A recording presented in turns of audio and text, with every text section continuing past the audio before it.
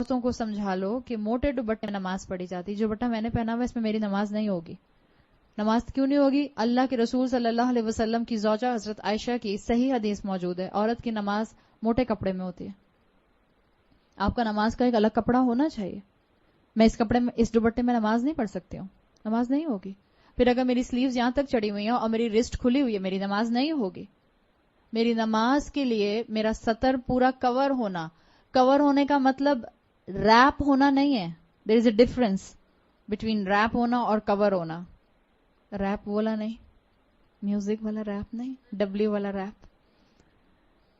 ایک ہوتا ہے میں اس گھڑی کے گرد ایک چیز ریپ کر دوں ایسے کر کے, اور میں نے اس کو بالکل ٹائٹ کر دیا, اب یہ ریپ ہے.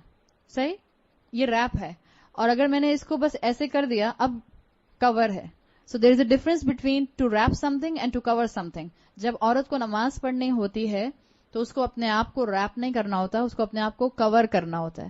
سو برائے مہربانی, اگر آپ اسکنی جینز پہنتی ہیں, یا اگر آپ ٹائٹ لیگنز پہنتی ہیں, یا اگر آپ ایسا چوڑی دار پجامہ پہنتی ہیں جس کو اتارنے کے لیے آپ کو کشتی لڑنی پڑتی ہے, تو پلیز اس کے اندر نماز نہیں ہوتی ہے.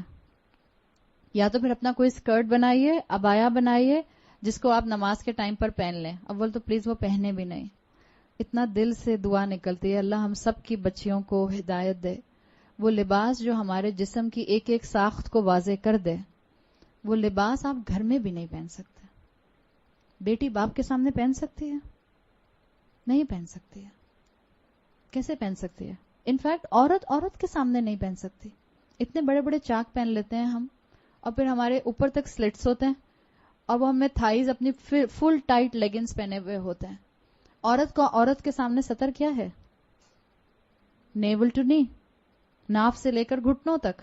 یا آپ کسی عورت کے سامنے بھی نہیں کھول سکتے انٹل انلیس کہ آپ گائنوکالوجسٹ کے پاس جا رہی ہیں یا ڈاکٹر کے پاس جا رہی ہیں. اور ہمارے یہاں کتنا کامن ہے انڈر لیگز ویکسنگ کروانا.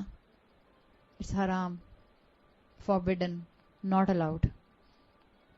نماز کے لیے موٹی چادر استعمال کیجیے. نماز کے لیے ایسی چادر استعمال کیجیے کہ جس میں آپ سر سے پاؤں تک کور ہو جائیں. اگر آپ نے ڈھیلا لباس نہیں پہنا ہوا ہے, کوئی عبایا رکھ لیجیے اپنا, کوئی اسکرٹ بنا لیجیے اپنا. اس چیز کا احساس کیجیے. یہ تو میں لباس کی بات کر رہی ہوں. عورتوں نے نیل پالش لگائی ہوتی ہے اور کئی کئی دن سے لگائی ہوئی ہوتی ہے. اب تو جب سے یہ اللہ ہم پر اپنا رحم کرے, یہ جب سے کون سے والے نیلز آئے ہیں, آرگینک نیلز ہیں, آرگینک کلرز آئے ہیں کچھ.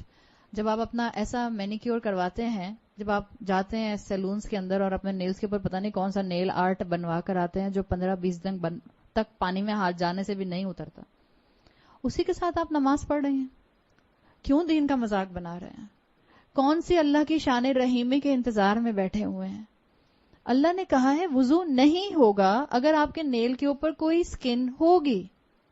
ہم نے ایکولنٹ کر لیا. دین میں جب ہم آگے بڑھتے ہیں, جب ہم رسولوں کا اتباع نہیں کرتے تو یہ ہوتا ہے. عورتوں کو سمجھاؤ تو عورتیں کہتی ہیں موزوں پر بھی تو مسح کر سکتے ہیں, میں نے ناخنوں پر مسح کر لیا. دس از اے ایڈیشن ان دا دین.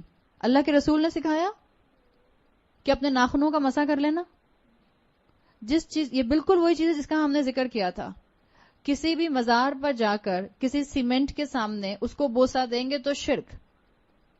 حرم میں جا کر حجر اسود کو بوسا دیں گے تو عین عبادت. موزوں پر مسح کرنے کا رسول اللہ صلی اللہ علیہ وسلم نے بتا دیا, الاؤڈ. نیلز کے اوپر نیل پالش لگا کر مسح کرنے کا نہیں بتایا, ناٹ الاؤڈ. مت آئیں ان دھوکوں میں, یہ پینیٹریٹڈ ہے, یہ آکسیجنیٹڈ ہے, اس میں سے پانی پینیٹریٹ کر جاتا ہے. آپ نے ٹرائی کر کے دیکھا ہے؟ مسلمانوں کو بے وقوف بنانے کے لیے ساری قومیں موجود ہیں. یا تو پہلے پریکٹیکل کر کے دیکھ لیجئے. کوئی ایسی نیل پالش اب تک یہاں تک نہیں پہنچی پاکستان میں جس کو بڑے بڑے کلیم کر کے کہا گیا کہ اس میں سے پانی پینیٹریٹ ہو جاتا ہے.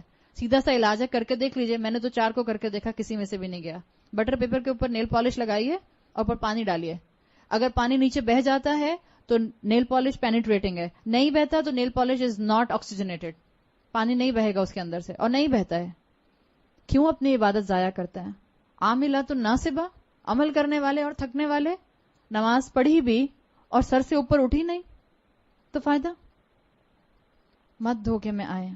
یہ دنیا متاع الغرور ہے, دھوکے کا سامان ہے. پہچانے اللہ نے مجھے اور آپ کو ایک بہت اعلیٰ مقصد سے پیدا کیا ہے, بہت اعلیٰ مقصد سے.